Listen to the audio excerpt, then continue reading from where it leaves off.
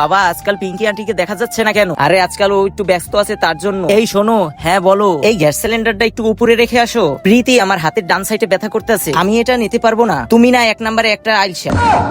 আরে বাবা, আমার মনে হয়েছিল তুমি তো একটা সুপার হিরো। বাবা একটু ইনজুরিতে আছে, না হলে তোমার এই মোটা মাকে 1 হাত দিয়ে উপরে উঠিয়ে নিতাম। কি বললে তুমি? আরে কিছু না কিছু না। আচ্ছা, দোকান থেকে তো বাজার নিয়ে তো আসতে তো পারবা? আরে ওটা তো কোনো ব্যাপার না, ওটা আমি পারবো। আজকে আমি বাজার করে পুরো ফাটিয়ে ফেলবো। 1 কেজি মুগ ডাল দেন, 1 কেজি লবণ দেন। ভাই কত হয়েছে? 300। এই নিন টাকাটা। আরে এ কি, এ তো পিঙ্কি। আজকে আমি দেখবো তোমরা আল্লাহকে কতটা ভালোবাসো। তোমরা যদি আল্লাহকে ভালোবেসে থাকো তাহলে ভিডিওটি লাইক করে চ্যানেলটি সাবস্ক্রাইব করে দাও। আর তোমরা যারা লাইক সাবস্ক্রাইব করবে না তাহলে আমি বুঝবো তোমরা শয়তানকে পছন্দ করো।